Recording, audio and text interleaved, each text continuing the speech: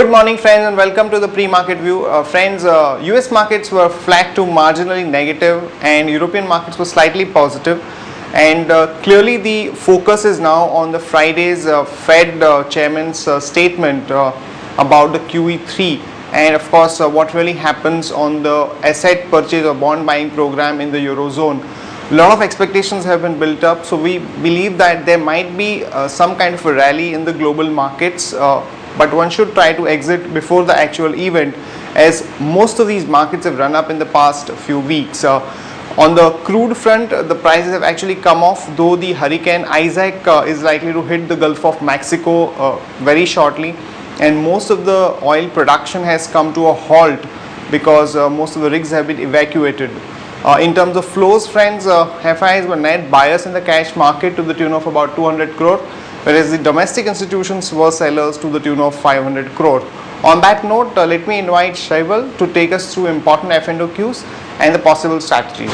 Hi Shaival, good morning. Good morning. We are seeing a lot of buying in the cash market from the FIIs for the past almost now 2 months. Would really like to know what is happening on the F&O markets. In futures and options market, what we have seen is that after a long period of time, FIs were net seller of around 54 crore in yesterday's trade. In spite of the data on the futures and option front being positive, we have been seeing that they were negative. The open interest in the Nifty future is about 3 crore shares in the open interest. Volumes were also good, and we have seen some long positions being accumulated in the market. But there's something which has been worrying the FIs, might be the logjam in the parliament, due to which they have been the net sellers in the futures and option segment.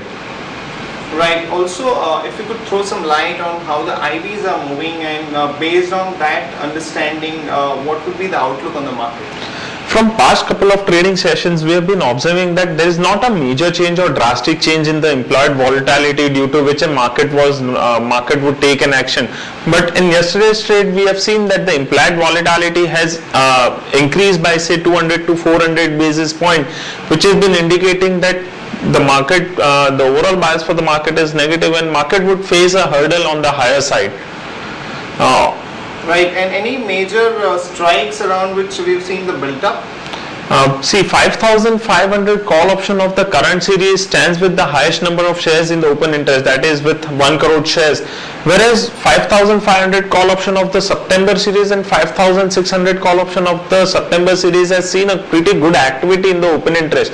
Yes, only 2 to 3 trading sessions have been left for the expiry. What we feel is that 5,400, 5,450 would remain a hurdle for the market in next coming trading sessions, and on lower side 5,300 would act as a support, as 5,300 put option stands with the highest number of shares in the open interest, that is with 1 crore shares. Right. Also, if you could give us some ideas for trading. See, we have identified 2 stocks from intraday perspective. One can go short on Havells with stop loss of 551 rupees 15 paisa, and one can also go short on IOC with resistance of 253 rupees. Also, from positional perspective, one can buy Bharti Airtel put option of 250 strike price with stop loss of 2 rupees and target of 7 and 10 rupees. Right, Shaival, thanks a lot for that update. Thank you. Friends, back home our markets continue to find important resistance around 5400 levels, and after showing a gap down opening, it continued to slide through the day and it closed around 5350. In terms of domestic news, the parliament functioning has come to a complete halt because of the logjam on the coal block scam, and one doesn't really know how some important bills are going to be taken up in the parliament, which is definitely a bit of a negative in terms of sentiment for our markets. Talking about the news that have hit the market today, first of all, the Attorney General has given an opinion that some of the domestic power generating companies could pass on the incremental cost, though they have entered into contracts with the distributors. This has come as a major relief for some of the power companies like Tata Power, Adani Power and Reliance Power. So one could go long on Tata Power with a stop loss of 95 and a target of about 99 to 101.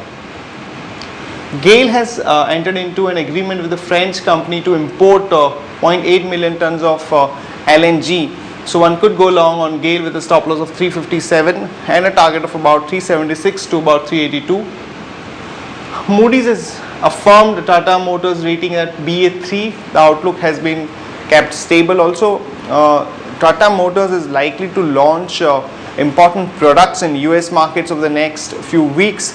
So we believe that Tata Motors stock would remain quite strong, and one could go long with a stop loss of 236 and a target of about 248.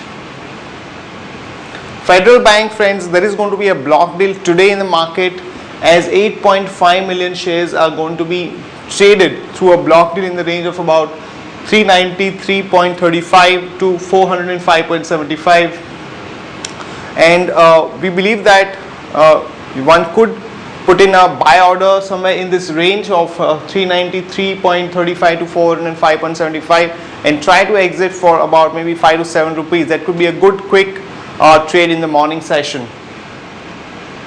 Also, friends, in case of Sesa Goa, we have two negative news. Firstly, the international price of iron ore has actually come off quite sharply to around $100. Also, some of the villagers in Goa have protested against the plant because of the pollution reasons. So one could short Sesa Goa with a stop loss of 192 and a target of about 181 to 179. That's it from all of us, friends. Have a nice trading session and see you tomorrow at the same time.